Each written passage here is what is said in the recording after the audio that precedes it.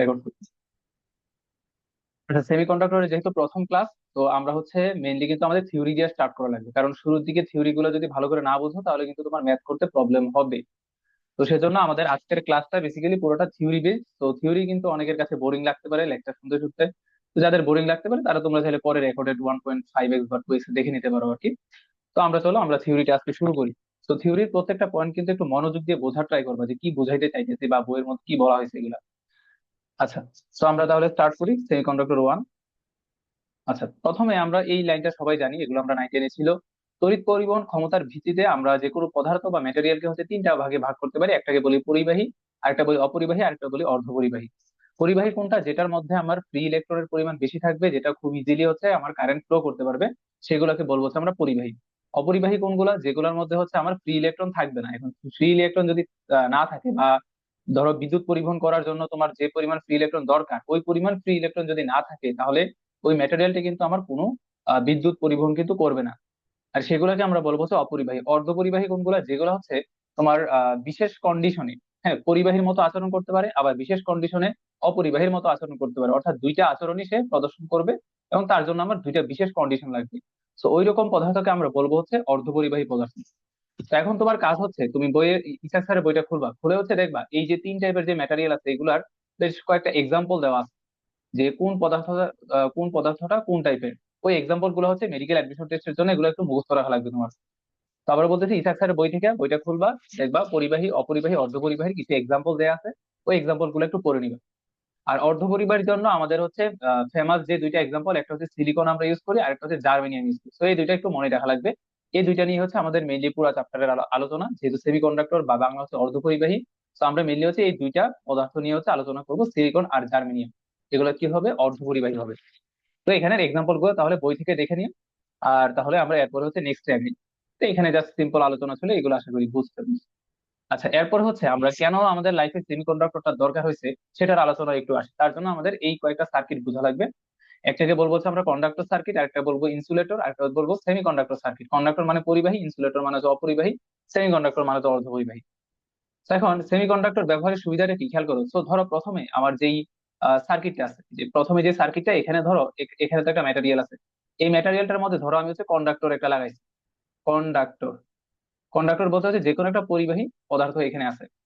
ধরো এখানে হচ্ছে কন্ডাক্টর রাখলাম, এখানে হচ্ছে আমি কন্ডাক্টর রাখলাম, আর এখানে রাখলাম হচ্ছে ধরো ইনসুলেটর রাখলাম। ইনসুলেটর বা হচ্ছে অপরিবাহী, আর এখানে রাখলাম হচ্ছে আমরা সেমি কন্ডাক্টর রাখলাম। Semi conductor, semi conductor. আচ্ছা, তো এটা এখানে আমি রাখলাম হচ্ছে সেমি কন্ডাক্টর, সেমি কন্ডাক্টর। আচ্ছা, তাহলে দেখো এবার রিয়েল লাইফে কেন সেমি কন্ডাক্টরের দরকার পড়ছে। কারণ সেমি কন্ডাক্টর যে কাজ করে, একটা কন্ডাক্টরও তো সেম কাজই করতে পারে, বা একটা ইনসুলেটরও কিন্তু সেম কাজ করতে পারে। তো তাহলে কেন আমার সেমি কন্ডাক্টরটা স্পেশাল ভাবে দরকার, তার জন্য আমরা একটু বোঝার ট্রাই করি। যেমন এই ব্যাটারির, আমরা যারা চলাচল ভালো করে পড়ছি, তো আমরা কিন্তু জানি যে এটা কি একটা ব্যাটারি বা হচ্ছে বিদ্যুৎ কোষ। চিন্তা করতে পারো যে বড় দাগটা মানে কি বোঝায়? পজিটিভ। আর ছোট দাগটা বোঝায় কিন্তু নেগেটিভ। তার মানে এখানে আমার এখানে হচ্ছে পজিটিভ আছে, এখানে হচ্ছে নেগেটিভ আছে। তো এখন আমি যদি এই পজিশনে তার মধ্যে ভিতরে দিয়ে যদি কারেন্ট ফ্লো যদি করি, তাহলে কারেন্ট ফ্লো ডিরেকশন কোন দিক বরাবর হবে? এই দিক বরাবর হবে কারেন্ট ফ্লো ডিরেকশন। এবং ব্যাটারির পজিটিভ প্রান্ত কোন দিকে আছে? আমার বাম দিকে আছে। নেগেটিভ প্রান্ত কিন্তু ডান দিকে আছে। তো আমরা কিন্তু জানি যে নর্মালি হচ্ছে তোমার পজিটিভ প্রান্ত থেকে কারেন্ট বের হয় এবং নেগেটিভ প্রান্তে এসে কারেন্ট প্রবেশ করে। তো এখানে এসে হচ্ছে কারেন্টটা প্রবেশ করবে। এটা ছিল কার জন্য? কন্ডাক্টরের জন্য। কন্ডাক্টরের ক্ষেত্রে এরকম কাহিনী হয়। এখন ধরো তুমি এখানের ব্যাটারি কানেকশনটাকে উল্টাই দিলা, মানে পোলারিটি চেঞ্জ করে দিলা। পজিটিভটাকে ডান পাশে নিয়ে আসলা, নেগেটিভটাকে হচ্ছে বাম পাশে নিয়ে গেল, তাহলে কাহিনী কি হবে? এই যে এটা তখন নেগেটিভ হবে, এটা তখন পজিটিভ হবে, তাহলে কিন্তু আমার কারেন্ট ফ্লোর ডিরেকশনটা কিন্তু পাল্টাই গেল। এবার কিন্তু আমার কারেন্ট পজিটিভ থেকে বের হবে এবং নেগেটিভে এসে প্রবেশ করবে। তাহলে দেখো মাঝখানে আমার যখন কন্ডাক্টর যখন ছিল, আমার ব্যাটারি যদি আমি পোলারিটি যদি চেঞ্জ করে দিই, ব্যাটারি পোলারিটি, তাহলে আমার কারেন্ট ফ্লোর ডিরেকশন কিন্তু পাল্টায় যাবে। আগে হচ্ছে আমার যে পজিটিভ থেকে এভাবে কারেন্ট ফ্লো হইতো, এখনো কিন্তু পজিটিভ থেকেই ফ্লো হবে, বাট ব্যাটারি যেহেতু উল্টাই দিচ্ছি, তো কারেন্টের ডিরেকশনও কিন্তু উল্টাই গেছে। এখন আমি ইনসুলেটরের জন্য যদি কথা বলি, যে ধরো মাঝখানে হচ্ছে একটা ইনসুলেটর আছে, তুমি এখানে রাখলা পজিটিভ, এখানে রাখলা হচ্ছে নেগেটিভ, তাহলে এখান থেকে কোনো কারেন্ট ফ্লো হবে? এখান থেকে কিন্তু কোনো কারেন্ট ফ্লো হবে না, কারণ যেহেতু ইনসুলেটর আছে, তার মাঝখানে তো কোনো ফ্রি ইলেকট্রন নাই। তাহলে এখানে কি? No free electron, no free electron. তো ফ্রি ইলেকট্রন যেহেতু নাই, তো আমার এই ইনসুলেটরের ভিতর দিয়ে কিন্তু কোনো কারেন্ট ফ্লো হবে না, অর্থাৎ এখানে আমার কোনো কারেন্ট ফ্লো থাকবে না। তো এবার আসি হচ্ছে সেমিকন্ডাক্টরের কেন দরকার হয়েছে। তো সেমিকন্ডাক্টরের মধ্যে ধরো আমরা আগের মতো কাহিনী যে আমার এখানে পোলারিটি পজিটিভ, এখানে হচ্ছে নেগেটিভ, তাহলে কারেন্ট ফ্লো কোন দিকে হবে? কারেন্ট ফ্লো কিন্তু আমার এইদিকে হবে। এখন ধরো এখন ধরো তুমি চাইতেছো যে ব্যাটারি তো ভালো কথা এইরকম পোলারিটিতে আছে, এখন আমি চাইতেছি কি যে ব্যাটারির পোলারিটি আমি চেঞ্জ করে দিব, কিন্তু কারেন্ট ফ্লোর ডিরেকশনটা যাতে চেঞ্জ না হয়। আবার বলি যে আমি চাইতেছি কি ব্যাটারির পোলারিটি আমি চেঞ্জ করব, কিন্তু কারেন্ট ফ্লোর ডিরেকশন যাতে চেঞ্জ না হয়।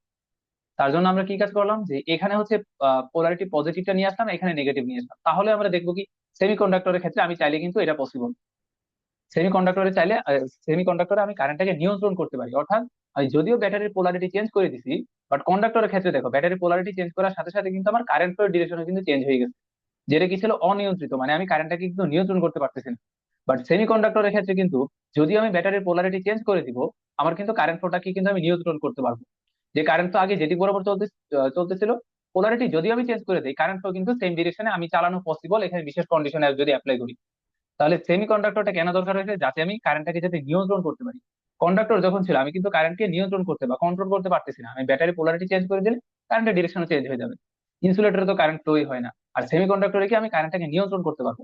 ব্যাটারি পোলারিটি যদিও চেঞ্জ করে দেয়, কারেন্ট কিন্তু তো আমার সেম ডাইরেকশনে থাকবে। এখন এটা কিভাবে সেম ডাইরেকশনে থাকে, এগুলোর প্রসিডিউর আমরা আস্তে আস্তে পরবর্তীতে আলোচনা করবো। দেখো একটু পর্যন্ত কথাবার্তা ক্লিয়ার কিনা? জি ভাইয়া। জি আচ্ছা, ভাইয়া। তাহলে হচ্ছে আমরা এরপরে আসি। এরপরে আমরা নতুন একটা টপিকের মধ্যে আসি, সেটা হচ্ছে এনার্জি ব্যান্ড। এনার্জি ব্যান্ড বোঝার জন্য আমরা প্রথমে সিলিকন অ্যাটমটা নিয়ে একটু আলোচনা করি। সিলিকন অ্যাটম আমরা কিন্তু বলছিলাম এটা কি একটা অর্ধপরিবাহী পদার্থ, সিলিকন আর হচ্ছে জার্মেনিয়াম। তো এখন এই সিলিকনের ইলেকট্রন বিন্যাস যদি আমরা একটু দেখি, যে এটা কত, যে যেহেতু 14, তাহলে 1s2, 2s2, 2p6, বাকি থেকে কত, 3s2, আর হচ্ছে 3p আর 2 মনে হয়, 10, 12, 14, হ্যাঁ। এখন এটার ইলেকট্রনিক কনফিগারেশনটা যদি আমরা একটু আঁকাই, ধরো এটা হচ্ছে নিউক্লিয়াস, সিলিকনের নিউক্লিয়াস, এখানে হচ্ছে আমার একটা ইলেকট্রন আছে, এখানে হচ্ছে আরেকটা ইলেকট্রন আছে, দুইটা ইলেকট্রন আছে এখানে। আর 8টা ইলেকট্রন থাকবে হচ্ছে সেকেন্ড যে শেল আছে সেখানে থাকবে 8টা ইলেকট্রন। তো দেখাই দিলাম হচ্ছে এখানে 8টা ইলেকট্রন আছে। আর লাস্ট শেলে থাকবে হচ্ছে 4টা ইলেকট্রন, এখানে একটা দেখাইলাম, এখানে একটা দেখাইলাম, এখানে একটা দেখাইলাম, আর হচ্ছে এখানে একটা দেখাইলাম। এখন আমরা যারা নিউক্লিয়ার ফিজিক্স ভালো করে পড়ে আসছি, তো আমরা কিন্তু জানি যে ইলেকট্রন যতক্ষণ পর্যন্ত তার নিজের কক্ষপথে থাকবে, ততক্ষণ পর্যন্ত তার মোট শক্তিটা কিন্তু ধ্রুব থাকবে। ইলেকট্রন যখনই হচ্ছে তার কক্ষপথ বা শেল চেঞ্জ করবে, তখনই হচ্ছে তার মধ্যে কিন্তু একটা এনার্জি ডিফারেন্স চলে আসে। তো এখন এই প্রথম কক্ষপথে যে দুইটা ইলেকট্রন আছে, এই দুইটা ইলেকট্রনের কিন্তু মোট শক্তি কিন্তু ততক্ষণ পর্যন্তই সেম থাকবে, যতক্ষণ না পর্যন্ত তারা এই কক্ষপথেই থাকবে আর কি। মানে কক্ষপথ যদি চেঞ্জ করে আমার শক্তি চেঞ্জ হয়ে যাবে, বাট কক্ষপথে যতক্ষণ পর্যন্ত থাকবে তার মোট শক্তি কিন্তু ধ্রুব থাকবে। আবার 2 নম্বর কক্ষপথে যে 8টা ইলেকট্রন আছে, ওই 8টা ইলেকট্রনের শক্তি কিন্তু সেম, বাট ওই 8টা ইলেকট্রনের শক্তির সাথে প্রথম কক্ষপথের 2টা ইলেকট্রনের শক্তির কিন্তু একটা পার্থক্য থাকবে, কারণ শক্তির স্তর যদি চেঞ্জ হয়, ইলেকট্রনের শক্তিও কিন্তু চেঞ্জ হয়। আবার 3 নম্বর কক্ষপথে যে 4টা ইলেকট্রন আছে, এই 4টা ইলেকট্রনের শক্তি কিন্তু আবার 2 নম্বরের যে 8টা ইলেকট্রন আছে এগুলোর সাথে মিলবে না। ঠিক আছে? তো কক্ষপথ যদি ভ্যারি করে, আমার কিন্তু ওই কক্ষপথে থাকা ইলেকট্রন গুলোর এনার্জিও কিন্তু ভ্যারি করবে। কখন? যতক্ষণ পর্যন্ত একটা সিলিকন অ্যাটম সিঙ্গেল অবস্থায় যখন থাকবে। দেখো এই সিলিকনটা কি সিঙ্গেল একটা অ্যাটম, এটাকে আমরা ধরো এখানে লিখে দিই একটা সিঙ্গেল অ্যাটম, একটা সিঙ্গেল সিলিকনের অ্যাটম। তাহলে এই সিঙ্গেল সিলিকন অ্যাটমের জন্য আমি যদি তার এনার্জি ডায়াগ্রাম যদি আঁকাই, তাহলে আমি কি বলতে পারবো যে প্রথম কক্ষপথে যে 2টা ইলেকট্রন আছে, এই 2টা ইলেকট্রনের শক্তিটা কিন্তু ইকুয়াল থাকবে, অর্থাৎ তাদের শক্তির লেভেলটা একদম সেম থাকবে। যে ধরো এটারে বললাম হচ্ছে কত, ধরো 20 জুল বললাম, এই কথার কথা বললাম আর কি, এটা 20 জুল ধরো, এটা ধরো 30 জুল, আর এটা ধরো হচ্ছে 50 জুলের একটা গ্রাফ আর কি। তো এখন প্রথম কক্ষপথে যে ইলেকট্রন গুলো আছে, এগুলো কিন্তু আমি আন্দাজে ধরে নিচ্ছি, হ্যাঁ এগুলো ধরে নিচ্ছি, এগুলো কোনো ফিক্সড ভ্যালু না। তো প্রথম কক্ষপথে যে 2টা ইলেকট্রন আছে, এই 2টা ইলেকট্রনের শক্তি ধরো সেম লেভেলে আছে, আমরা এখানে দেখাইলাম 2টা ইলেকট্রনের শক্তি সেম লেভেলে আছে। আবার দ্বিতীয় কক্ষপথে যে 8টা ইলেকট্রন আছে, এই 8টা ইলেকট্রনের শক্তি কিন্তু আবার প্রথম কক্ষপথে যে 2টা ইলেকট্রন তাদের সাথে কিন্তু মিলবে না, কিন্তু 8টা ইলেকট্রনের নিজেদের মধ্যে শক্তি কিন্তু আবার ইকুয়াল থাকবে। তো ধরো 8টা ইলেকট্রনের শক্তিকে আমরা এটা দিয়ে দেখাইলাম, এই যে এখানে ধরো 2টা, তারপর এখানে 2টা আছে, এখানে ধরো 2টা, তারপর এখানে ধরো 2টা, এই যে 8টা ইলেকট্রন পরস্পরের শক্তি কিন্তু সেম থাকবে। এটা হচ্ছে আমার n=1 এর জন্য, এটা হচ্ছে আমার n=2 এর জন্য, এরপরে এটা আঁকাবো হচ্ছে আমরা n=3 এর জন্য। তাহলে 3 নম্বর কক্ষপথে আমাদের আছে হচ্ছে 4টা ইলেকট্রন, তাহলে 4টা ইলেকট্রন কিন্তু পরস্পরের শক্তি সেম থাকবে। তো ধরো এটাকে আমরা এভাবে দেখালাম যে এখানে 4টা ইলেকট্রনের শক্তি সেম থাকবে। তাহলে এগুলো কতক্ষণ পর্যন্ত থাকবে, যে প্রথম কক্ষপথে যে 2টা ইলেকট্রন আছে তাদের শক্তি সেম থাকবে, আবার বলতেছি আবার দ্বিতীয় কক্ষপথে যে 8টা ইলেকট্রন আছে তাদের শক্তি সেম থাকবে, আবার তৃতীয় কক্ষপথে যে 4টা ইলেকট্রন আছে তাদের শক্তি সেম থাকবে। কখন? যতক্ষণ পর্যন্ত আমার অ্যাটমটা যখন সিঙ্গেল অ্যাটম হিসেবে থাকবে, অর্থাৎ আমি যদি সিলিকনে শুধুমাত্র একটা সিঙ্গেল অ্যাটম নিয়ে চিন্তা করি। তো এখন প্রকৃতিতে তো আমার সিলিকন তো সিঙ্গেল অ্যাটম হিসেবে থাকে না, এগুলো থাকে কিভাবে, সিলিকন ক্রিস্টাল হিসেবে থাকে। ক্রিস্টাল বা ক্যালাস মানে কি, এখানে আমার অনেকগুলো সিলিকন অ্যাটম থাকবে, যে এরকম হচ্ছে অনেকগুলো চারপাশে 4টা সিলিকন অ্যাটম থাকবে, এইগুলোরে বলা হচ্ছে সিলিকন ক্রিস্টাল। এগুলো হচ্ছে সিলিকন ক্রিস্টাল, বাস্তবে কিন্তু সিলিকন ক্রিস্টাল হিসেবেই থাকে, সিঙ্গেল অ্যাটম হিসেবে কিন্তু থাকে না। তো ধরো এরকম আমরা একটা ক্রিস্টাল এখানে চিন্তা করলাম, এখানে ধরো আরেকটা সিলিকন অ্যাটম। তো এরকম ক্রিস্টালে যখন থাকবে, তাহলে তুমি চিন্তা করো যে একটা সিঙ্গেল অ্যাটম পাশাপাশি থাকলে তার উপর পরিপার্শ্বের যে প্রভাব থাকবে। এখন এই সেম অ্যাটমটাকে যদি আমি একটা ক্রিস্টালের ভিতর যদি নিয়ে যাই, তাহলে কি ক্রিস্টালের মধ্যে কি আরো সিলিকন অ্যাটম আছে না? তো আরো সিলিকন অ্যাটমের ভিতরে কি নিউক্লিয়াস আছে, প্রোটন আছে, নিউট্রন আছে। তো তাদের একটা ইফেক্ট অবশ্যই থাকবে কিনা। সে ফর এক্সাম্পল ধরো এখানে যে অ্যাটমটা আছে, এই অ্যাটমটারে ধরো আমি এখানে এনে স্থাপন করলাম, এখানে এনে স্থাপন করলাম। তো এইখানে যদি স্থাপন করি, তাহলে আশেপাশের যে সিলিকন অ্যাটম গুলো আছে সেগুলোর অবশ্যই একটা প্রভাব থাকবে। আকর্ষণ বিকর্ষণের একটা প্রভাব কিন্তু এর উপর থাকবে। তো যখনই একটা সিলিকন অ্যাটম যখন সিঙ্গেল অ্যাটম হিসেবে থাকে, তখন তার এনার্জি ডায়াগ্রামটা হয়েছে এরকম, অর্থাৎ প্রত্যেকটা কক্ষপথের ইলেকট্রন গুলো শক্তিগুলো সেম থাকে, মানে কক্ষপথ অনুযায়ী ইলেকট্রন গুলো শক্তিটা সেম থাকে। এখন যদি একটা সিলিকন অ্যাটমকে যদি আমি ক্রিস্টালের ভিতর যদি পাঠাই দেই, তাহলে কিন্তু বাকি আশেপাশে যে সিলিকন অ্যাটম গুলো থাকবে সেগুলোর কিন্তু একটা আকর্ষণ বিকর্ষণের প্রভাব কিন্তু থাকবে এটার উপর। তো যখনই একটা সিলিকন অ্যাটমের উপর বা একটা সিঙ্গেল সিলিকন অ্যাটমের উপর যখন পরিপার্শ্বের আকর্ষণ বিকর্ষণের প্রভাব থাকে, তখন কিন্তু আর ইলেকট্রন গুলার মানে যেই কক্ষপথে যে প্রথম কক্ষপথে যে দুইটা ইলেকট্রন আছে তাদের শক্তি কিন্তু আর সেম থাকে না, তাদের মধ্যে একটা ডিফারেন্স চলে আসে। তো ওই যে যেই ডিফারেন্স চলে আসে, so, একটা এক্সাম্পল দিয়ে দেখাই। ফর এক্সাম্পল ধরো এটা হচ্ছে আমার n=1, যেটা এটার মধ্যে ইলেকট্রন ছিল কয়টা, দুইটা, এবং শুরুতে যখন সিঙ্গেল অ্যাটম হিসেবে ছিল তখন কিন্তু ইলেকট্রন গুলো শক্তি সেম ছিল, বাট যখন পরিবাশের প্রভাব চলে আসবে, অন্য যখন সিঙ্গেল সিলিকন অ্যাটম চলে আসবে, তখন কিন্তু তাদের শক্তিটা আর সেম থাকবে না। তো তাদের মধ্যে কিন্তু একটা ব্যান্ড তৈরি হবে। ব্যান্ড বলতে ইলেকট্রন গুলো মানে নিজেদের মধ্যে শক্তির একটা ডিফারেন্স চলে আসবে, যে n=1 এর মধ্যে আমি দেখলাম কি যখন সিঙ্গেল অ্যাটম হিসেবে ছিল ইলেকট্রন দুইটা শক্তি কিন্তু সেম ছিল, আর যখন পরিপাশের প্রভাব চলে আসবে তখন তাদের মধ্যে একটু শক্তির একটা ডিফারেন্স চলে আসবে। তো আবার ধরো আমরা আরেকটা এক্সাম্পল দিয়ে বুঝি, যে ধরো এখানে হচ্ছে এটারে বললাম 20 জুল, এটারে বললাম হচ্ছে 30 জুল, এটারে বললাম হচ্ছে 40, এটা ধরো 50, এটা ধরো 60, আর এটা ধরো হচ্ছে 70-এর লেভেল। এটা হচ্ছে এনার্জি ডায়াগ্রাম আর কি, এদিক বরাবর হচ্ছে আমার এনার্জি এনার্জি আর এদিক বরাবর হচ্ছে আমি ইলেকট্রনকে রাখলাম, এটা হচ্ছে আমার জিরো। তাহলে যেহেতু পরিবাশের প্রভাব চলে আসছে, তো n=1 এর যে দুইটা ইলেকট্রন তাদের মধ্যে কিন্তু একটা শক্তির একটা পার্থক্য চলে আসবে। আবার সেম কথা, যে আমরা যদি ধরো এই যে n=2 যদি চিন্তা করি, n=2 এর মধ্যে কয়টা, 8টা ইলেকট্রন ছিল। 8টা ইলেকট্রন যখন সিঙ্গেল অ্যাটম হিসেবে যখন আমরা চিন্তা করতাম, 8টা ইলেকট্রনের শক্তি কিন্তু সেম ছিল, বাট এবার কিন্তু শক্তির একটা ডিফারেন্স চলে আসবে। তো ধরো একটা ইলেকট্রনের শক্তি এখানে আছে, আরেকটা ধরো এখানে আছে, আরেকটা ধরো এখানে আছে, এগুলো বিক্ষিপ্ত ভাবে আর কি, কয়টা হলো, 4টা, 5টা, 6টা, 7টা, 8টা, এই যে মানে তারা হচ্ছে কি করবে, যে 8টা যে ইলেকট্রন আছে তারা হচ্ছে একটা নির্দিষ্ট ব্যান্ডের মধ্যে থাকবে, ব্যান্ডের মধ্যে তাদের শক্তির মধ্যে একটা ডিফারেন্স থাকবে। আবার যে n=3 এর জন্য যদি বলি, যে n=3 এর জন্য যে 4টা ইলেকট্রন আছে তাদের শক্তিও কিন্তু ডিফারেন্স হবে, যে ধরো একটা এখানে আছে, একটা এখানে আছে, একটা এখানে আছে, আর একটা ধরো এখানে আছে, এগুলো হচ্ছে শক্তির যে পার্থক্য গুলা। তাহলে শক্তির পার্থক্য কখন আসতেছে, যখন সিঙ্গেল সিলিকন অ্যাটমটার উপর যখন পরিবাশের প্রভাব যখন চলে আসতেছে, তখনই কিন্তু একটা শক্তি স্তরে দুইটা ইলেকট্রন থাকা সত্ত্বেও তাদের মধ্যে কিন্তু শক্তির একটা পার্থক্য চলে আসে। আর এই যে পার্থক্যের যে একটা ব্যান্ড তৈরি হয়েছে, অর্থাৎ n=1 এর জন্য একটা ব্যান্ড, n=2 এর জন্য একটা ব্যান্ড, n=3 এর জন্য একটা ব্যান্ড, তো এই ব্যান্ড গুলোকে বলি হচ্ছে আমরা কি আসলে এনার্জি ব্যান্ড। তাহলে দেখো তো এনার্জি ব্যান্ডের কনসেপ্টটা বোঝা গেল কিনা। জি হ্যাঁ ভাই। ভাইয়া। জি ভাইয়া বুঝছি। ভাইয়া ওই যে আচ্ছা, পুরা অংশটাকে ধরেন যে এই পুরা লাল অংশটাকে আমরা ব্যান্ড বলবো, আর পুরা নীল হ্যাঁ হ্যাঁ, এটা অংশটাকে হচ্ছে, ব্যান্ড বলবো। হ্যাঁ হ্যাঁ, এটা হচ্ছে তৃতীয় শক্তি স্তরের ব্যান্ড, এটা হচ্ছে দ্বিতীয় শক্তি স্তরের ব্যান্ড, এটা হচ্ছে প্রথম শক্তি স্তরের ব্যান্ড। তাহলে শক্তি স্তর যদি 3টা থাকে ব্যান্ড হবে 3টা, শক্তি স্তর 4টা থাকলে ব্যান্ড হবে 4টা, এইভাবে। জি ভাইয়া বুঝছি।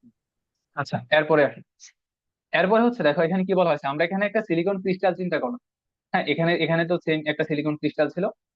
তো এখন এই সিলিকন ক্রিস্টালের উপর আমরা কিন্তু কোনো বাহ্যিক তাপ চাপ এগুলো কোনো কিছু প্রয়োগ করি নাই, বাহ্যিক তাপ চাপ কোনো কিছু প্রয়োগ করে নেই, জাস্ট এখানে ব্যান্ড কেন তৈরি হয়েছে, ওই যে আশেপাশের যে সিলিকন অ্যাটমের ভিতরে যে প্রোটন ইলেকট্রন থাকে তাদের আকর্ষণ বিকর্ষণের প্রভাবের কারণে এখানে ব্যান্ড গুলো তৈরি হয়েছে।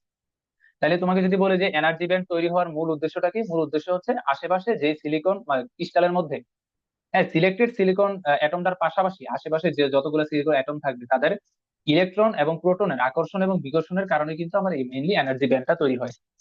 এখন ধরো আমরা একটা সিলিকন ক্রিস্টালের কথা চিন্তা করি। এখন কি বলা হয়েছে এখানে একটু খেয়াল করো, যে সিলিকন ক্যালাসের বা ক্রিস্টালের তাপমাত্রা যদি বৃদ্ধি করি, তো নর্মালি একটা ক্রিস্টালের টেম্পারেচার যদি বৃদ্ধি করি তাহলে কিন্তু এখানে বন্ডের কিন্তু বিভাজন হবে। বৃদ্ধি যদি করি তাহলে দুইটা সিলিকন পরমাণুর মধ্যকার সমযোজী বন্ধন ভেঙে যায় এবং ইলেকট্রন মুক্ত হয়। তো ধরো এখানে হচ্ছে আমরা টেম্পারেচার বৃদ্ধি করলাম, এখানে হচ্ছে আমরা টেম্পারেচার যদি বৃদ্ধি করি তাহলে আমরা বললাম এখানে যে সিলিকনের মাঝখানে যে বন্ধনটা আছে এটা হচ্ছে ভেঙে গেছে। এখন টেম্পারেচার যদি বাড়াই তাহলে কিন্তু এখানে এক্সট্রা শক্তি আসবে, তো এখানে চিন্তা করো বন্ডটা ভেঙে গেছে। তো বন্ড যদি ভাঙা যায়, তো বন্ডের ভিতরে যে দুইটা ইলেকট্রন আছে, তো সেগুলো কিন্তু এখন ফ্রি ইলেকট্রন হয়ে গেছে। তো ধরো এগুলোকে বললাম হচ্ছে আমরা ফ্রি ইলেকট্রন, এই ইলেকট্রন গুলো কিন্তু এখন মুক্ত হয়ে গেছে, এগুলোকে আমরা বলতেছি কি ফ্রি ইলেকট্রন। তাহলে ক্রিস্টাল থেকে আমি ফ্রি ইলেকট্রন কখন পাবো? এটা কিন্তু একটা ক্রিস্টাল, সিলিকন একটা ক্রিস্টাল, এটা হচ্ছে সিলিকন ক্রিস্টাল। সিলিকন ক্রিস্টালের টেম্পারেচার যদি আমি চেঞ্জ করি বা টেম্পারেচার যদি বৃদ্ধি করি, কমাইলে কিন্তু হবে না, টেম্পারেচার বাড়াইতে হবে। টেম্পারেচার যদি বাড়াই তাহলে ধরো যে কোনো একটা সিলিকনের মাঝখানে যে বন্ড সেটা ভেঙে গেছে। তো এগুলো তো অবশ্যই সমযোজী বন্ধন, তো সমযোজী বন্ধনে ইলেকট্রন থাকে কটা? দুইটা থাকে। দুইটা এখন কি হয়ে গেছে? এখন ফ্রি ইলেকট্রন হয়ে গেছে। তো এখন এই ফ্রি ইলেকট্রনই কিন্তু আসলে আমার বিদ্যুৎ পরিবহনের জন্য দায়ী। আমরা যে বলি যে একটা ম্যাটেরিয়ালের মধ্যে দিয়ে বিদ্যুৎ পরিবহন হইতেছে, বিদ্যুৎ পরিবহন কিন্তু এমনি এমনি হয় না, বিদ্যুৎ পরিবহন হয়েছে তোমার ফ্রি ইলেকট্রনের কারণে। ফ্রি ইলেকট্রন যদি থাকে তাহলে বিদ্যুৎ পরিবহন হয়, ফ্রি ইলেকট্রন না থাকলে বিদ্যুৎ পরিবহন হয় না। তো এখন এটাই বলা হয়েছে যে সিলিকন ক্রিস্টালের টেম্পারেচার যদি বৃদ্ধি করি তাহলে বন্ধন ভাঙবে, বন্ধন যদি ভাঙে তাহলে ইলেকট্রন মুক্ত হবে, ইলেকট্রন যদি মুক্ত হয় তাহলে এরা কিন্তু বিদ্যুৎ পরিবহনের জন্য দায়ী এবং এরা পরিবহন ব্যান্ডে অবস্থান করবে। আচ্ছা, এবার আসছে যে পরিবহন ব্যান্ডটা জিনিসটা কি। তো এখন তুমি চিন্তা করো যে আমি টেম্পারেচার যখন অ্যাপ্লাই করি নাই তখন তারা কিন্তু একটা নির্দিষ্ট শক্তি লেভেলে ছিল।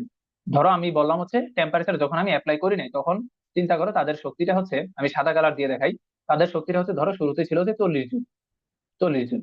এখন তুমি টেম্পারেচার বাড়াইছো, টেম্পারেচার বাড়ানোর কারণে ধরো কোনো কারণে ইলেকট্রনের শক্তির চাহিদা বেড়ে গেল। এখন যদি তুমি বাইরে থেকে যদি টেম্পারেচার দাও তাহলে কিন্তু ইলেকট্রন গুলো কিন্তু তোমার উত্তেজিত হবে, তাদের গতি শক্তি বাড়তে চাইবে, তখন তাদের কিন্তু বেশি শক্তির দরকার হবে। তো ধরো তাদের দরকার ছিল 50 জুল, তো এখন 40 জুলের বন্ড যেটা সেটা কিন্তু এখন ভাঙে যাবে।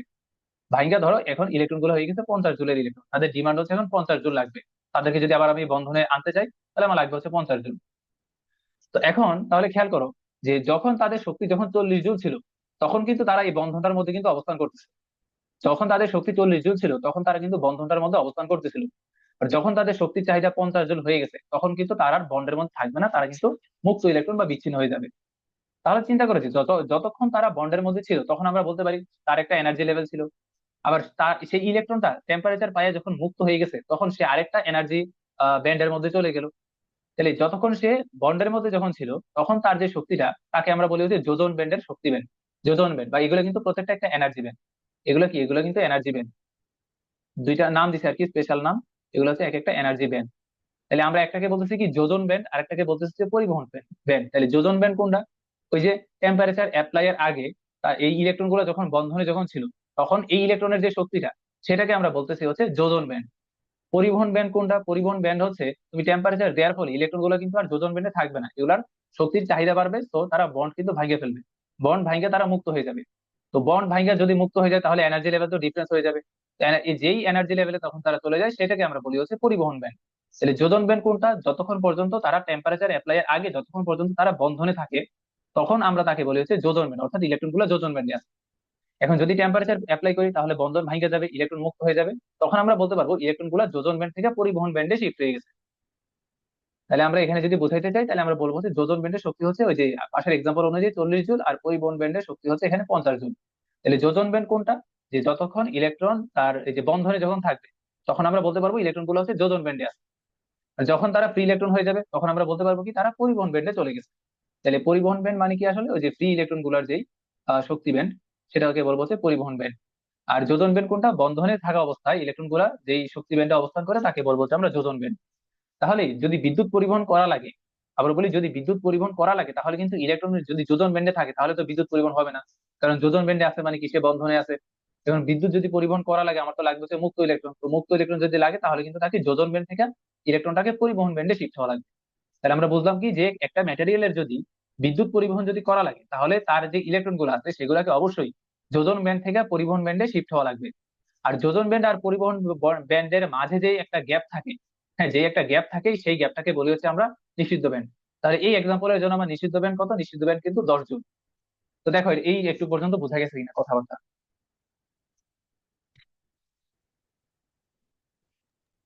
জি ভাইয়া। ভাইয়া এরপরে এখানে হচ্ছে এই হ্যাঁ বলো। মানে সম্পূর্ণরূপে এই বন্ডটা মানে ফ্রি হবে না ইলেকট্রন এখানে। এখানে বলতে যেই বন্ধনটা ভাঙবে ওইখানের যে ইলেকট্রন গুলো সেগুলো তো ফ্রি হবে, আর যে বন্ধন গুলো ভাঙবে না সেগুলো তো আর ফ্রি হবে না। এই জন্যই ভাই এগুলাকে আমরা অর্ধপরিবাহী বলি। না না, এই এই জন্য অর্ধপরিবাহী, হ্যাঁ বলতে পারো এই জন্য অর্ধপরিবাহী। কারণ হচ্ছে দেখো না, অর্ধপরিবাহী মেনলি বলি হচ্ছে দেখো এখানে কিন্তু আমার টেম্পারেচার অ্যাপ্লাই করে হচ্ছে আমার হচ্ছে ইলেকট্রন মুক্ত করা লাগছে, এখানে কিন্তু কোনো ফ্রি ইলেকট্রন কিন্তু ছিল না। আর তুমি যদি একটা পরিবাহীর কথা যদি চিন্তা করো, পরিবাহীতে কিন্তু তোমার সিঙ্গেল ইলেকট্রন সংখ্যক কিন্তু থাকবে, যেমন সর্বশেষ কক্ষপথে একটা ইলেকট্রন থাকবে, দুইটা ইলেকট্রন থাকবে, বা তিনটা ইলেকট্রন থাকতে পারে। সেক্ষেত্রে আমি যদি অল্প পরিমাণ হিট যদি অ্যাপ্লাই করি তাহলে কিন্তু ইলেকট্রন গুলো কিন্তু মুক্ত হয়ে যায়। বাট যদি তিনটা না থাকে, ধরো যদি চারটা যদি থাকে, সেক্ষেত্রে কিন্তু আমার টেম্পারেচারটা বেশি দেওয়া লাগবে বা বাইরে থেকে এক্সট্রা এনার্জি বেশি দেওয়া লাগবে। সেগুলোকে বলবো যে আমরা সেমিকন্ডাক্টর। বোঝা গেছে কিনা? হ্যাঁ ভাইয়া, বুঝে গেছি। আর ওই যে যেটা বলতেছিলাম যে তোমার কন্ডাক্টরের জন্য যে বাইরে থেকে যেই এনার্জিটা দেওয়া লাগবে বা হিট দেওয়া লাগবে সেটার পরিমাণ হবে কম, কিন্তু সেমিকন্ডাক্টরের জন্য এটার পরিমাণ হবে বেশি। আর ইনসুলেটরের কথা যদি বলো সেটার ক্ষেত্রে অনেক বেশি হয়। আচ্ছা, তো আশা করি একটু পর্যন্ত বুঝাইতে পারছি। এখন তাহলে আমরা নেক্সটে আসি। নেক্সটে আমাদের যে এটা নিয়ে একটু আলোচনা আছে। আচ্ছা, তো এখানে আমরা এটাকে বলবো হচ্ছে যোজন ব্যান্ড। এটাকে বলবো হচ্ছে আমরা যোজন ব্যান্ড। আর নীলটাকে বলবো হচ্ছে আমরা পরিবহন ব্যান্ড। পরিবহন ব্যান্ড। আচ্ছা, তাহলে দেখো যোজন ব্যান্ড আর পরিবহন ব্যান্ডের মাঝখানের যেই শক্তির যে পার্থক্য সেটাকে আমরা কি বলি? নিষিদ্ধ ব্যান্ড। তো এই নিষিদ্ধ ব্যান্ডের সংখ্যাটা কিন্তু ক নাম্বারে আসে। নিষিদ্ধ ব্যান্ড কি জিনিস? যে কোনো একটা পদার্থের ইলেকট্রনের যোজন ব্যান্ড এবং পরিবহন ব্যান্ডের মাঝখানের যে শক্তির যে পার্থক্য থাকে তাকে বলি হচ্ছে আমরা নিষিদ্ধ ব্যান্ড। তো এখন তুমি চিন্তা করো যে আমি একটা পরিবাহী নিয়ে যদি কথা বলি, তো পরিবাহীতে কিন্তু ইলেকট্রন খুব ইজিলি যোজন ব্যান্ড থেকে পরিবহন ব্যান্ডে শিফট হতে পারে। কারণ তোমার পরিবাহীর জন্য কিন্তু টেম্পারেচার কম দেওয়ার আগে এনার্জিও কিন্তু কম দেওয়ার আগে। তাইলে তোমার ইয়া কি যেন বলতেছিলাম, হ্যাঁ, কন্ডাক্টরের জন্য যোজন ব্যান্ড আর পরিবহন ব্যান্ডের মাঝে যেই শক্তির পার্থক্য সেটা কিন্তু হয় খুবই কম, খুবই কম। যার কারণে কিন্তু কন্ডাক্টরে তোমার যোজন ব্যান্ড থেকে ইলেকট্রন খুব ইজিলি পরিবহন ব্যান্ডে শিফট হতে পারে এবং আমার একটা কন্ডাক্টর ইজিলি হচ্ছে বিদ্যুৎ পরিবহন করতে পারে। তো এখন তোমাকে যদি এইরকম একটা ফিগার দিয়ে দেয় যেটাকে বলছে কি যোজন ব্যান্ড আর পরিবহন ব্যান্ডের মাঝখানে যে গ্যাপ সেটা একদম নেগলিজিবল, তাহলে আমি কি বলতে পারবো? এই যে ফিগারটা এটা কার জন্য? এটা কিন্তু আমার পরিবাহীর জন্য। তাই আমি বলতে পারবো এই ফিগারটা হচ্ছে আমার কন্ডাক্টরের জন্য। কন্ডাক্টরের জন্য যেখানে আমার নিষিদ্ধ ব্যান্ডে নাই বললেই চলে। কারণ কন্ডাক্টরে কিন্তু খুব ইজিলি ইলেকট্রন যোজন ব্যান্ড থেকে পরিবহন ব্যান্ডে শিফট হতে পারে। আর হচ্ছে এখানে আবার দুইটা দুইটা ডায়াগ্রাম আছে। একটাতে দেখো যে তোমার যোজন ব্যান্ড আর পরিবহন ব্যান্ডের মাঝখানে যে নিষিদ্ধ ব্যান্ড আছে সেটার ভ্যালু 6 ইলেকট্রন ভোল্ট থেকে 15 ইলেকট্রন ভোল্ট, আর আরেকটা কত 0.7 ইলেকট্রন ভোল্ট থেকে 1.1 ইলেকট্রন ভোল্ট। তাইলে তোমার একটা পদার্থ কত ইজিলি বিদ্যুৎ পরিবহন করতে পারবে সেটা কিন্তু ডিপেন্ড করবে তার নিষিদ্ধ ব্যান্ডটা কত ছোট সেটার উপর। তার মানে দেখতেছি এটার মধ্যে নিষিদ্ধ ব্যান্ড প্রায় জিরো। তাহলে এটা কি বলতেছি? কন্ডাক্টর। তাই দেখো এটার মধ্যে নিষিদ্ধ ব্যান্ড একটু বেশি আছে, 6 ইলেকট্রন ভোল্ট থেকে 15 ইলেকট্রন ভোল্ট। আর এটার মধ্যে আরেকটু কম আছে, 0.7 ইলেকট্রন ভোল্ট থেকে 1.1 ইলেকট্রন ভোল্ট। তাহলে এটা কি? এটা কার জন্য? এটা কিন্তু আমার সেমি কন্ডাক্টরের গ্রাফ। তাহলে আমি মনে রাখবো হচ্ছে এটা হচ্ছে সেমি কন্ডাক্টরের গ্রাফ। Semiconductor, conductor. আর মাঝের যেটা সেটা হচ্ছে আমার ডায়াগ্রামটা হচ্ছে ইনসুলেটরের ডায়াগ্রাম। ইনসুলেটর বা হচ্ছে অপরিবাহী ডায়াগ্রাম। তো এখান থেকে মনে রাখবা কোনটা? মনে রাখবা হচ্ছে তোমার কন্ডাক্টরের ক্ষেত্রে নিষিদ্ধ ব্যান্ড হয় একদম জিরো, টেন্স টু জিরো। ইনসুলেটরের ক্ষেত্রে নিষিদ্ধ ব্যান্ড হয় 6 ইলেকট্রন ভোল্ট থেকে 15 ইলেকট্রন ভোল্ট। এমসিকিউর জন্য কিন্তু লাগবে এগুলো। আর সেমিকন্ডাক্টরের জন্য নিষিদ্ধ ব্যান্ড মানে কি ছিল? যোজন ব্যান্ড আর পরিবহন ব্যান্ডের মাঝখানের যে শক্তির যে পার্থক্য সেটাকে বলতাম নিষিদ্ধ ব্যান্ড। সেমিকন্ডাক্টরের জন্য নিষিদ্ধ ব্যান্ড কত হয়? 0.7 ইলেকট্রন ভোল্ট থেকে 1.1 ইলেকট্রন ভোল্ট। তো এগুলো এমসিকিউর জন্য ইম্পর্টেন্ট, এমসিকিউর জন্য লাগবে এই ইনফরমেশন গুলো। এমসিকিউর জন্য লাগবে কিন্তু এগুলো, এমসিকিউর জন্য। আচ্ছা, তো আশা করি একটু পর্যন্ত বোঝা গেছে। তারপরে চলো নেক্সটে যাই। নেক্সটে, হ্যাঁ, আমরা মেইন পার্টে চলে আসছি প্রায়। এবার আমরা পড়বো হচ্ছে টাইপস অফ সেমিকন্ডাক্টর। সেমিকন্ডাক্টর আমার দুইটা টাইপের হতে পারে। একটাকে বলে হচ্ছে আমরা ইন্ট্রিনসিক সেমিকন্ডাক্টর, আর একটাকে বলে হচ্ছে এক্সট্রিনসিক সেমিকন্ডাক্টর। বাংলা যদি বলি, ইন্ট্রিনসিকের বাংলা হচ্ছে তোমার বিশুদ্ধ, বিশুদ্ধ সেমিকন্ডাক্টর, বিশুদ্ধ সেমিকন্ডাক্টর। আর এক্সট্রিনসিকের বাংলা হচ্ছে অবিশুদ্ধ সেমিকন্ডাক্টর, অবিশুদ্ধ সেমিকন্ডাক্টর। আচ্ছা, বিশুদ্ধ বলতে বুঝবো কি আমরা এখানে? ধরো আমি সিলিকন ক্রিস্টাল নিয়ে কথা বলতেছি, তো আমি যদি ইন্ট্রিনসিক সেমিকন্ডাক্টর নিয়ে যখন কথা বলবো তখন বুঝে নিবা যে ওই সিলিকন ক্রিস্টালের ভিতর শুধুমাত্র সিলিকনই আছে, অন্য কোনো অ্যাটম নাই, সব হচ্ছে সিলিকন, এজন্য তাকে বলতেছি বিশুদ্ধ। আর এক্সট্রিনসিক সেমিকন্ডাক্টর নিয়ে যখন কথা বলবো তখন বুঝে নিবা হচ্ছে সিলিকন ক্রিস্টালের ভিতর ভেজাল হিসেবে অন্য কোনো অ্যাটম আছে, এজন্য আমরা তাকে বলতেছি যে অবিশুদ্ধ। তো আমরা প্রথমে আলোচনা করবো হচ্ছে ইন্ট্রিনসিক সেমিকন্ডাক্টর নিয়ে। ইন্ট্রিনসিক সেমিকন্ডাক্টর মানে কি? এখানে হচ্ছে সবগুলা সেম অ্যাটম। সিলিকন যদি হয় সবগুলো সিলিকন, জার্মেনিয়াম যদি হয় সবগুলো হচ্ছে জার্মেনিয়াম, অন্য কোনো ভেজাল নাই এখানে। তাহলে আমরা প্রথমে চলো ইন্ট্রিনসিক সেমিকন্ডাক্টরটা নিয়ে আলোচনা করি। তো ইন্ট্রিনসিক সেমিকন্ডাক্টর, এটার মধ্যে খেয়াল করো যে ধরো এখানে হচ্ছে আমার এখানে আচ্ছা, দুইটা ফিগার কেন যেন রাখছিলাম। হ্যাঁ, আচ্ছা, মনে পড়ছে। আচ্ছা, এখানে দেখো যে প্রথম হচ্ছে সিলিকন গুলো কি আছে আমার এখানে বন্ডে আবদ্ধ আছে। এই যে মাঝখানে এগুলো কিন্তু সব কোভ্যালেন্ট বন্ড। আমরা অল্প একটু সিলিকন ক্রিস্টাল নিয়ে আলোচনা করি যে এখানে কিন্তু বন্ধন গুলা বন্ধনে আবদ্ধ আছে ইলেকট্রন গুলো। তো এটা হচ্ছে আমার নর্মাল অবস্থা, এটা হচ্ছে কি আমার নর্মাল অবস্থা।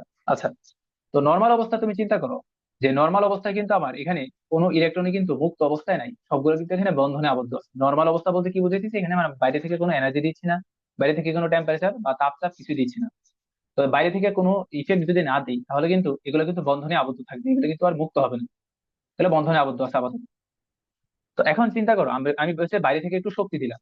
হ্যাঁ, 2 নাম্বার ফিগার হচ্ছে, ধরো আমি বাইরে থেকে টেম্পারেচার অ্যাপ্লাই করি, 1 নাম্বার ফিগার থেকে হচ্ছে 2 নাম্বার ফিগার। ধরো 1 নাম্বার ফিগারটাকে আমি যখন টেম্পারেচার দিচ্ছি, এটা ধরো 2 নাম্বার ফিগারে চলে আসছে। এখানে আমরা কি দিচ্ছি, টেম্পারেচার অ্যাপ্লাই করতেছি, টেম্পারেচার টেম্পারেচার দিচ্ছি। তো টেম্পারেচার যদি দেই তাহলে কি হবে, ধরো যে কোনো একটা বন্ধন কিন্তু ভেঙে যাবে। আমি যদি বাইরে থেকে টেম্পারেচার দেই, ধরো এখানে যে বন্ধন আছে এটা হচ্ছে ভেঙে গেছে, এটা যদি ভেঙে যায় তাহলে আমার কি তৈরি হবে এখানে, এখানে কি এই ইলেকট্রনটা, ধরো যে কোনো একটা ইলেকট্রনের কথা চিন্তা করি, তুমি একটা বা দুইটা চিন্তা করতে পারো। ধরো এখানের যে ইলেকট্রন এটা হচ্ছে মুক্ত হয়ে গেছে, এই যে এখানের যে ইলেকট্রনটা ছিল, আমি যখন বাইরে থেকে যখন টেম্পারেচার দিছি, এই ইলেকট্রনটা ধরো মুক্ত হয়ে গেছে, তাহলে তাকে কি বলবো আমরা, এখন ফ্রি ইলেকট্রন বলবো। একে বলবো হচ্ছে আমরা ফ্রি ইলেকট্রন বলবো এখানে। আচ্ছা, তাহলে আমরা কি দেখলাম যে একটা একটা সিলিকন ক্রিস্টালের মধ্যে আমি বাইরে থেকে যদি কোনো ইফেক্ট না দিই, ইফেক্ট বলতে টেম্পারেচার, হিট, এগুলো আর কি, যদি না দেয় তাহলে কিন্তু এখানে কোনো ইলেকট্রন মুক্ত হবে না, কোনো ইলেকট্রন কিন্তু মুক্ত হবে না। এবং যদি ইলেকট্রন মুক্ত না হয় তাহলে এখানের যে কন্ডিশন, এটা কি, এটা কিন্তু আমার কোনো বিদ্যুৎ পরিবহন করতে পারবে না। অর্থাৎ এই এই যে এই ফিগার থেকে আমার আই ইকুয়াল আসবে 0। কারণ বিদ্যুৎ পরিবহন করার জন্য যে ফ্রি ইলেকট্রন দরকার, সেই ফ্রি ইলেকট্রন কিন্তু 1 নাম্বার ফিগারে কিন্তু নাই। এখন আমি কি কাজ করলাম, এবার এটাকে হচ্ছে হিট দিলাম বা টেম্পারেচার দিলাম বা এনার্জি দিলাম, তাই হলো। তো এখন তাহলে কি হবে, যে কোনো একটা বন্ড ধরো ভেঙে গেছে, যে কোনো একটা বন্ড যদি ভেঙে যায় তাহলে ধরো এখানে যে ইলেকট্রনটা ছিল এটা এবার মুক্ত হয়ে গেছে। তো ইলেকট্রন যখন মুক্ত হয়, তো সবসময় মনে রাখবা ইলেকট্রন যদি মুক্ত হয় তাহলে এখানে কি হয়েছে, এখানে এখানে কিন্তু আমার একটা ইলেকট্রনের ঘাটতি হয়েছে কিনা, আগে কিন্তু একটা ইলেকট্রন এখানে ছিল, এবার কিন্তু ইলেকট্রনটা এখানে নাই। তো ইলেকট্রন যখন তার নিজস্ব জায়গা ছেড়ে যখন চলে যায়, তখন যে খালি জায়গাটা তৈরি করে দেওয়া যায় তাকে আমরা বলি হচ্ছে হোল, তাকে আমরা বলি কি, হোল বলি। তাহলে হোল কি জিনিস, ইলেকট্রন আগে ছিল এখানে, এখন নাই, ইলেকট্রন আগে ছিল এখন নাই, তাহলে যে জায়গাটা থেকে ইলেকট্রনটা সরে গেছে সেই জায়গাটাকে বলি হচ্ছে আমরা হোল বলি। আচ্ছা, তাহলে চিন্তা করো যে ইলেকট্রন শুরুতে এখানে ছিল, তার মানে কি এখানে নেগেটিভ চার্জ ছিল, এবার এখানে নেগেটিভ চার্জ নাই, মানে নেগেটিভ চার্জের অনুপস্থিতি। তো নেগেটিভ চার্জের অনুপস্থিতি মানে কি? সেটাকে আমরা পজিটিভ চার্জ দিয়ে তো প্রকাশ করি, তাই না? নেগেটিভ চার্জের অনুপস্থিতি মানে কি, আমার পজিটিভ। তার মানে আমরা কি মনে রাখবো, যে আমরা কিন্তু এখানে অনেকবার এই দুইটা শব্দ নিয়ে আলোচনা করবো, একটা হচ্ছে ফ্রি ইলেকট্রন আর একটা হচ্ছে হোল। হোল মানে কি বুঝবো আমরা, যেটা হচ্ছে পজিটিভ চার্জের মতো আচরণ করতে পারে। হোল মানে কি, পজিটিভ চার্জের মতো আচরণ করতে পারে, কারণ এখানে কিন্তু শুরুতে ইলেকট্রন ছিল। এখন যখন টেম্পারেচার বা হিট দিছি, ইলেকট্রন কিন্তু এখান থেকে সরে গেছে। তো ইলেকট্রন যদি সরে যায়, তো এখন তাহলে চিন্তা করে একটা জায়গায় ইলেকট্রন ছিল, এখন নাই। তো ইলেকট্রন যদি না না থাকে তাহলে ওই জায়গায় কি তৈরি হয়েছে, অবশ্যই একটা পজিটিভ চার্জ তৈরি করে দিয়ে গেছে, যেটাকে আমরা বলি কি, হোল বলি এখানে। তাহলে হোল সবসময় মনে রাখবো এটা পজিটিভ চার্জের মতো আচরণ করে। আচ্ছা, তো আশা করি একটু বোঝা গেছে। তো তাহলে এখানে দেখো যে আমি বলতেছি যে একটা ইলেকট্রন যদি সরে যায় তাহলে একটা হোল তৈরি হয়। তাহলে এখানে দেখো তো যে তোমার ফ্রি ইলেকট্রনের সংখ্যা আর হোলের সংখ্যা কি ইকুয়াল হলো না? অবশ্যই কিন্তু ইকুয়াল হয়েছে, এই যে একটা ইলেকট্রন মুক্ত হয়েছে, একটা হোল তৈরি হয়েছে। এখন তাহলে চিন্তা করো যে আরেকটা যে ইলেকট্রন ছিল এটাও যদি মুক্ত হয় তাহলে কি এখানে আরেকটা হোল তৈরি হবে। তাহলে তুমি চিন্তা করো যে যতগুলো ইলেকট্রন মুক্ত হইতেছে আমার তত সংখ্যক হোল কিন্তু তৈরি হইতেছে। তার মানে আমি বলতে পারি আমার ইন্ট্রিনসিক সেমিকন্ডাক্টর বা বিশুদ্ধ সেমিকন্ডাক্টরে আমার number of hole equal number of electron. এগুলো কিন্তু এমসিকিউ তে কাজে লাগবে, যে ইন্ট্রিনসিক সেমিকন্ডাক্টরে আমার যত সংখ্যক হোল থাকবে দ্যাট মিনস অত সংখ্যক ইলেকট্রন বন্ড থেকে মুক্ত হয়েছে, এই জিনিসটা মনে রাখবা। তাহলে এখানে তাহলে খেয়াল করো যে বিদ্যুৎ পরিবহনের জন্য দায়ী কি? বিদ্যুৎ পরিবহনের জন্য আমরা কিন্তু জানি হচ্ছে ইলেকট্রন দায়ী, এবং ইলেকট্রনের পাশাপাশি আমরা কিন্তু এটাও বলতে পারি যে বিদ্যুৎ পরিবহনের জন্য কিন্তু পজিটিভ চার্জ দায়ী। আসলে দুইটা জিনিসই দায়ী আর কি। বিদ্যুৎ পরিবহনের জন্য তোমার পজিটিভ চার্জও দায়ী, বিদ্যুৎ পরিবহনের জন্য তোমার নেগেটিভ চার্জও দায়ী। এই যে আমি যদি বলি এখন কারেন্ট ফ্লো, তো কারেন্ট ফ্লো মানে কি, চার্জের প্রবাহ। এখন চার্জ তো দুইটা টাইপের হতে পারে, একটা পজিটিভ হতে পারে, নেগেটিভ হতে পারে। তাহলে কারেন্ট ফ্লো কিন্তু হয় দুইটা টাইপের চার্জের ফ্লোর কারণে। তাহলে এখানে দেখো আমি বলতে পারতেছি কিন্তু এই ইন্ট্রিনসিক সেমিকন্ডাক্টরে যদি হচ্ছে আমার এখানে আহ যত সংখ্যক ইলেকট্রন থাকে তত সংখ্যক যদি হলো থাকে, এখন আমি যদি বলি যে ইন্ট্রিনসিক সেমিকন্ডাক্টর থেকে আমি কি পরিমাণ কারেন্ট ফ্লো পাবো, তাহলে ইন্ট্রিনসিক সেমিকন্ডাক্টরের জন্য কিন্তু আমি কারেন্ট ফ্লোর একটা ইকুয়েশন বলতে পারি, সেটা হচ্ছে কি, এই যে এটা, যে I net equal I H plus হচ্ছে আই ই। তার মানে কি, যে একটা ইন্ট্রিনসিক সেমিকন্ডাক্টর থেকে, এই যে একটা ইন্ট্রিনসিক সেমিকন্ডাক্টর থেকে আমি হচ্ছে যে পরিমাণ কারেন্ট পাবো, তার মধ্যে কিছু কন্ট্রিবিউশন থাকবে হচ্ছে হোলের, আর কিছু কন্ট্রিবিউশন থাকবে হচ্ছে ইলেকট্রনের। আচ্ছা, তাহলে এখন তোমার মনে প্রশ্ন হতে পারে যে ইলেকট্রন তো মুক্ত হয়েছে যার কারণে আমি কারেন্ট ফ্লো পাবো, কিন্তু হোল তো এখানে বসে আছে। তো হোল যদি বসে থাকে, তার যদি মুভমেন্ট না হয়, তাহলে এটার জন্য আমি কারেন্ট ফ্লো কিভাবে পাবো, এটা হচ্ছে একটা প্রশ্ন। তো এটার ব্যাখ্যা যদি বলি তাহলে খেয়াল করো যে যখনই হচ্ছে একটা ইলেকট্রন যখন মুক্ত হয়েছে, তখন এই এই সিলিকন কি করবে, পাশের সিলিকন থেকে একটা ইলেকট্রন নিয়ে আসবে এখানে। তাহলে খেয়াল করো কি বলতেছি, যখন একটা হোল যখন তৈরি হয়েছে, তাহলে এই সিলিকন কি করবে, এই যে পাশের যে একটা ইলেকট্রন আছে এই ইলেকট্রনটা টাইনে এসে নিয়ে আসবে, নিয়ে এখানে তার জায়গা ফিল আপ করে ফেলবে, জায়গা ফিল আপ করবে। তাহলে কি কি হলো, এখানে আবার আরেকটা হোল তৈরি হলো কিনা, দেখো হোল ওয়ান, এটা যদি বলি আমি হোল ওয়ান কিন্তু আবার নাই নাই হয়ে গেছে হোল ওয়ান। কারণ হোল ওয়ানটারে ফিল আপ করছে কে, যে পাশের বন্ডের একটা ইলেকট্রন আসা এই হোল ওয়ানটারে ফিল আপ করছে। তাহলে হোল ওয়ান কিন্তু এবার নাই হয়ে গেছে। এবার তৈরি হয়েছে কি, হোল টু তৈরি হয়েছে। তো হোল টু এটারে পূরণ করার জন্য আবার কি কাজ করবে, ধরো এই যে পাশের থেকে আরেকটা ইলেকট্রন এখানে চলে আসছে, তাহলে এখানে কি আবার আরেকটা হোল তৈরি হয়েছে, যেটা ধরো আমরা বলা হচ্ছে হোল থ্রি। তো হোল থ্রি যখন তৈরি হয়েছে আমার হোল টু কিন্তু নাই হয়ে গেছে। তাহলে দেখো তো আমার প্রথমে হোল ওয়ান এখানে ছিল, তারপর আরেকটা হোল এখানে তৈরি হয়েছে, তারপর আরেকটা হোল এখানে তৈরি হয়েছে, এভাবে কিন্তু কন্টিনিউসলি কিন্তু প্রসেসটা চলতে থাকবে যতক্ষণ পর্যন্ত আমি এখানে টেম্পারেচার যখন বা হিট বা এনার্জি যখন অ্যাপ্লাই করতে থাকবো, ততক্ষণ কিন্তু এই প্রসেসটা কিন্তু চলতে থাকবে। অর্থাৎ ইলেকট্রন তো একটা মুক্ত হয়েছে, এখন হোল কিন্তু একবার এখানে তৈরি হবে, একবার এখানে তৈরি হতে পারে, আরেকবার এখানে, আরেকবার এখানে, বিভিন্ন জায়গায় হোল তৈরি হতে পারে। বিভিন্ন জায়গায় যদি হোল তৈরি হয় তাহলে কিন্তু আমি বলতে পারবো এখানে আমার একটা হোলের মুভমেন্ট তৈরি হয়েছে। অর্থাৎ ইন্ট্রিনসিক সেমিকন্ডাক্টরে আমার তো ফ্রি ইলেকট্রন আছে বা ইলেকট্রনের মুভমেন্ট তো হইতেছে, পাশাপাশি কি আমার এখানে হোলেরও কিন্তু মুভমেন্ট হইতেছে। হোল একবার এখানে তৈরি হবে, আরেকবার এখানে, আরেকবার এখানে, আরেকবার এখানে, মানে বিভিন্ন জায়গায় হোল তৈরি হতে পারে। তাহলে আমি বলতে পারি যে ইন্ট্রিনসিক সেমিকন্ডাক্টরে আমার ইলেকট্রনের মুভমেন্ট হয়, পাশাপাশি কি হোলেরও কিন্তু মুভমেন্ট হয়। ইন্ট্রিনসিক সেমিকন্ডাক্টরের জন্য আমি কিন্তু এই লাইনটা বলতে পারি যে movement of hole and movement of electron, দুইটার কিন্তু মুভমেন্ট হয়। তো দুইটার যদি মুভমেন্ট হয় তাহলে আমি ইন্ট্রিনসিক সেমিকন্ডাক্টরের জন্য যে আই নেট বা টোটাল কারেন্ট যেটা পাবো সেটার মধ্যে আমার হোলেরও কন্ট্রিবিউশন থাকবে আর ইলেকট্রনের কিন্তু কন্ট্রিবিউশন থাকবে। তো একটা ইন্ট্রিনসিক সেমিকন্ডাক্টরের জন্য আমি বলতে পারবো number of hole equal number of electron এবং I net equal IH plus হচ্ছে আইই। অর্থাৎ টোটাল কারেন্টের মধ্যে হোলেরও কিছু কন্ট্রিবিউশন থাকবে, ইলেকট্রনের কিছু কন্ট্রিবিউশন থাকবে। দেখো ইন্ট্রিনসিক সেমিকন্ডাক্টরটা বোঝা গেছে কিনা একটু জানাও। আলহামদুলিল্লাহ। জি জি ভাই। ভাইয়া। আচ্ছা, তাহলে আমরা এবার আলোচনা করবো হচ্ছে এক্সট্রিনজিক সেমিকন্ডাক্টর নিয়ে। তাহলে ইন্ট্রিনজিক আর এক্সট্রিনজিক এর মধ্যে পার্থক্য কি বলছিলাম, ইন্ট্রিনজিক এর মধ্যে দেখো সবগুলো কিন্তু আমি সিলিকন অ্যাটম নিয়ে কথাবার্তা বলছি, বাট এক্সট্রিনজিক এর মধ্যে আমরা দেখবো সিলিকনের পাশাপাশি অন্য যে কোনো একটা অ্যাটম চলে আসবে, অন্য যে কোনো একটা অ্যাটম চলে আসবে এখানে। আচ্ছা, তো চলো আলোচনা করা যাক এক্সট্রিনজিক সেমিকন্ডাক্টর। আচ্ছা, তো শুরুতে বলে নেই যে এক্সট্রিনজিক সেমিকন্ডাক্টর দুইটা টাইপের হতে পারে, যে ইন্ট্রিনজিক সেমিকন্ডাক্টরের কিন্তু আর কোনো টাইপ নাই, ইন্ট্রিনজিক সেমিকন্ডাক্টর কিন্তু একটাই হতে পারে। এক্সট্রিনজিক সেমিকন্ডাক্টর বা অবিশুদ্ধ সেমিকন্ডাক্টর সেটা কিন্তু দুইটা টাইপের হতে পারে, একটাকে বলবো হচ্ছে আমরা পি টাইপ, আর একটাকে বলবো হচ্ছে আমরা এন টাইপ। আচ্ছা, তো আমি কিন্তু শুরুতে বলছিলাম যে এক্সট্রিনজিক সেমিকন্ডাক্টর মানে কি, যে আমি যদি সিলিকন নিয়ে যদি কথা বলি তাহলে ইন্ট্রিনজিকের জন্য কি ছিল, সবগুলো সিলিকন অ্যাটম ছিল। বাট এক্সট্রিনজিকের জন্য আমার সবগুলো সিলিকন অ্যাটম থাকবে না, এর মধ্যে ভেজাল হিসেবে, ভেজালকে বলা হচ্ছে ইংলিশে ডোপেন্ট।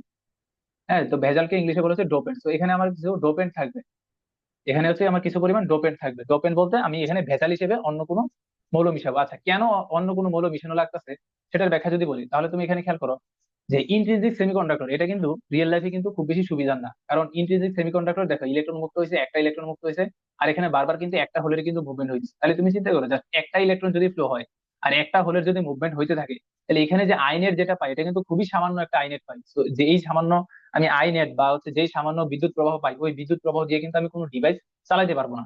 এজন্য আমার ইন্ট্রিনজিক সেমিকন্ডাক্টর বাস্তব লাইফে খুব একটা মানে ইফেক্টিভ না আর কি। তো এর জন্য চিন্তা করা হয়েছে এক্সট্রিনজিক, এক্সট্রিনজিক সেমিকন্ডাক্টর মানে হচ্ছে অবিশুদ্ধ সেমিকন্ডাক্টর।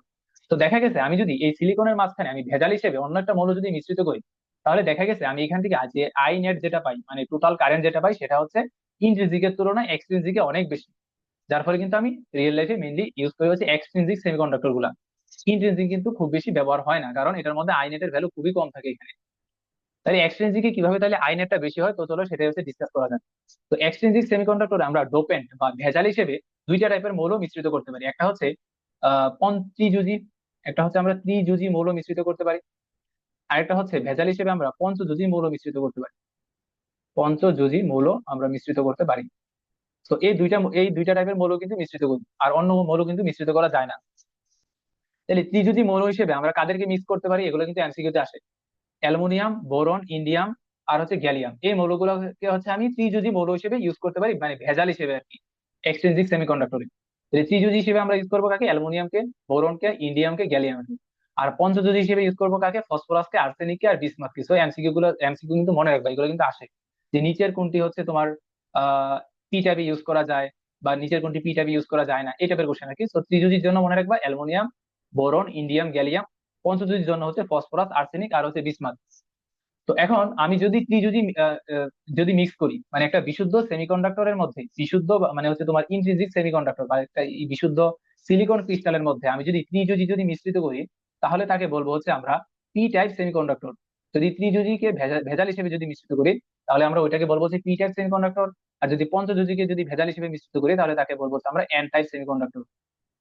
পি টাইপ একটা হচ্ছে এন টাইপ। তাহলে পি টাইপ কখন, যদি ত্রিযোজী মিশ্রিত করি, এন টাইপ কখন, যদি পঞ্চযোজী মিশ্রিত করি। আচ্ছা, তো এবার তাহলে খেয়াল করো যে এই যে আচ্ছা এই ফিগারের মধ্যে পরে আসতে একটু পরে। তাহলে এখান থেকে আপাতত জাস্ট এটাই মনে রাখবা যে এক্সট্রিনসিক সেমিকন্ডাক্টরে আমি কি কাজ করবো, যে বিশুদ্ধ সিলিকন ক্রিস্টালের মধ্যে আমি ডোপেন্ট বা ভেজাল হিসেবে ত্রিযোজী মৌল মিশ্রিত করতে পারি, পঞ্চযোজী মিশ্রিত করতে পারি, ত্রিযোজী হিসেবে এগুলাকে। আর তখন এই সেমিকন্ডাক্টরের নাম হয় পি টাইপ সেমিকন্ডাক্টর। আর পঞ্চযোজী যোজী হিসেবে আমি এগুলো মিশ্রিত করতে পারি, তখন সেমিকন্ডাক্টরের নাম হচ্ছে এন টাইপ সেমিকন্ডাক্টর। তো এখন আমাদের মেইন আলোচনা হচ্ছে পি টাইপ সেমিকন্ডাক্টর নিয়ে আলোচনা করব, তারপর এন টাইপ সেমিকন্ডাক্টর নিয়ে আলোচনা করব। তো চলো আসা যাক। তো শুরুতে আলোচনা করবো হচ্ছে আমরা পি টাইপ সেমিকন্ডাক্টর নিয়ে। তাহলে পি টাইপ সেমিকন্ডাক্টরের জন্য আমার ভেজাল হিসেবে মিশানো লাগছে কি, যে ত্রিযোজী মৌল। তো আমরা ধরে নাও যে আমরা ত্রিযোজী মৌল হিসেবে সিলিকন ক্রিস্টালের মধ্যে আমরা অ্যালুমিনিয়ামকে মিশ্রিত করলাম, আচ্ছা। তো অ্যালুমিনিয়ামকে যদি মিশ্রিত করি তাহলে অ্যালুমিনিয়াম তো তার তো একটা নিজস্ব জায়গা আছে, তাই না? তো অ্যালুমিনিয়ামকে যখন আমি একটা সিলিকন ক্রিস্টালের ভিতরে যখন একটা নির্দিষ্ট এনার্জি দিয়ে যখন নিক্ষেপ করব, তখন কি হবে, এই অ্যালুমিনিয়ামটা একটা সিলিকনকে সরাই দিবে। এই যে ধরো এই জায়গাতে অ্যালুমিনিয়াম বসে গেছে আর একটা সিলিকনকে সে সরাই দিছে এখান থেকে, একটা সিলিকন অ্যাটমকে সে হচ্ছে ভিতর থেকে সরাই দিছে। ভিতর থেকে সরাইয়া অ্যালুমিনিয়াম অ্যাটমটা এই যে সিলিকনের জায়গায় বসে গেছে। তাহলে চিন্তা করো যে সিলিকন যতক্ষণ ছিল ততক্ষণ সিলিকনের চারপাশে কিন্তু চারটা ইলেকট্রন ছিল। তো চারটা ইলেকট্রন কিন্তু চারটা বন্ডের মধ্যে ছিল। তো যখন একটা অ্যালুমিনিয়াম আইসা যখন সিলিকনটারে যখন সরাই দিচ্ছে, তখন অ্যালুমিনিয়ামের চারপাশে কয়টা ইলেকট্রন আছে? তিনটা ইলেকট্রন আছে। তো তিনটা ইলেকট্রন তখন কি করবে, এই যে আশেপাশে তিনটা সিলিকনের সাথে বন্ড গঠন করবে। তাহলে ওই যে আরেকটা কিন্তু হোল বাকি থাকলো এই জায়গাতে, এই যে দেখো এখানে লেখাই আছে হোল, তো দেখা যায় না, লাল কালি দিয়ে দেখায়। এই যে এখানে কিন্তু একটা হোল বাকি থাকলো, কেন বাকি থাকলো? কারণ যতক্ষণ সিলিকন ছিল ততক্ষণ তো সিলিকনের চারপাশে চারটা ইলেকট্রন ছিল, তো চারটা ইলেকট্রন কিন্তু বন্ড করতে পারতো। আর যখন একটা অ্যালুমিনিয়ামকে যখন আমি ভেজাল হিসেবে পাঠাইছি, অ্যালুমিনিয়াম কি করবে, সিলিকনটারে প্রতিস্থাপন করবে। তো সিলিকনকে প্রতিস্থাপন করে অ্যালুমিনিয়ামটা যদি এখানে বসে, তাহলে সে কিন্তু জাস্ট আশেপাশের তিনটা সিলিকনের সাথে বন্ড গঠন করতে পারবে। আরেকটা কিন্তু এখানে খালি অবস্থায় থেকে যাবে, মানে আরেকটা কিন্তু ইলেকট্রন নাই এখানে। তো ইলেকট্রন যদি না থাকে সেটা কি বলি, এটা বলি হচ্ছে হোল। তাহলে আমরা দেখলাম কি যে পি টাইপের মধ্যে আমি যদি অ্যালুমিনিয়াম যদি মিশ্রিত করি, তাহলে এখানে কার সংখ্যাটা বেশি হইতেছে? হোলের সংখ্যা কিন্তু বেশি হইতেছে, হোলের সংখ্যা বেশি হইতেছে ইলেকট্রনের তুলনায়। আচ্ছা এবার চিন্তা করো যে ইলেকট্রন তাহলে আসবে কই থেকে? এখানে তো ফ্রি ইলেকট্রন তো দেখতেছি না, তাহলে ফ্রি ইলেকট্রন আসবে কই থেকে? আসবে হচ্ছে ঠিক সেম আগের কাহিনীটা হবে। এই যে ইন্ট্রিনসিকের মধ্যে যে কাহিনী হয়তো আমরা টেম্পারেচার দিতাম যার ফলে ইলেকট্রন মুক্ত হইতো, ঠিক সেম কাহিনীটা কিন্তু আমার এখানে হবে। যে ধরো আমি এখানে দিয়ে হচ্ছে টেম্পারেচার অ্যাপ্লাই করতেছি, টেম্পারেচার দিতেছি। তো টেম্পারেচার দিলে কি হবে, তো ধরো এখানে একটা তোমার বন্ড ভেঙে গেছে। তো বন্ড যদি ভেঙে যায় তাহলে এখানে কি তোমার ইলেকট্রন মুক্ত হয়েছে, একটা ইলেকট্রন মুক্ত হয়েছে, সাথে কি একটা হোলও কিন্তু তৈরি হয়েছে এখানে। তাহলে এখানে তোমার যত মানে টেম্পারেচারের কারণে যতগুলো ইলেকট্রন মুক্ত হবে ততগুলা কি হোল তৈরি হবে। আবার এখানে আমি যেহেতু বাইরে থেকে একটা অ্যালুমিনিয়াম অ্যাড করছি, সেটার কারণে কি একটা হোল বেশি থাকলো না এখন, এই যে একটা হোল। তাহলে আমি যদি ওভারঅল কন্ডিশন যদি চিন্তা করি, পি টাইপের জন্য ওভারঅল কন্ডিশন যদি চিন্তা করি, তাহলে কিন্তু আমি বলতে পারবো এখানে আমার ইলেকট্রনের থেকে হোলের সংখ্যা কিন্তু বেশি। কারণ কি, ওই যে আমি অ্যালুমিনিয়াম যতগুলো অ্যালুমিনিয়াম অ্যাটম এখানে অ্যাপ্লাই করবো, তার জন্য কিন্তু একটা করে এক্সট্রা হোল তৈরি হবে। এখন বাস্তবে আমি যে সেমিকন্ডাক্টর ইউজ করি সেখানে তো আমি একটা অ্যালুমিনিয়াম ইউজ করি না, এখানে কয়েক হাজার অ্যালুমিনিয়াম ইউজ করি। কয়েক হাজার অ্যালুমিনিয়াম অ্যাটম যদি আসে, তো আমার কিন্তু এখানে কয়েক হাজার হোল কিন্তু তৈরি হবে। আর টেম্পারেচারের কারণে স্বাভাবিক একটা ইলেকট্রন একটা হোল তো থাকতেছে, পাশাপাশি এই অ্যালুমিনিয়ামের কারণে কিন্তু এক্সট্রা করে আরো হোল তৈরি হইতেছে। তার মানে আমি বলতে পারবো পি টাইপ সেমিকন্ডাক্টরে টোটাল ইলেকট্রনের সংখ্যা থেকে টোটাল হোলের সংখ্যাটা বেশি হবে। এটুকু পর্যন্ত কি বুঝছি? জানাও তো কেউ একজন। জি জি ভাইয়া। ভাইয়া।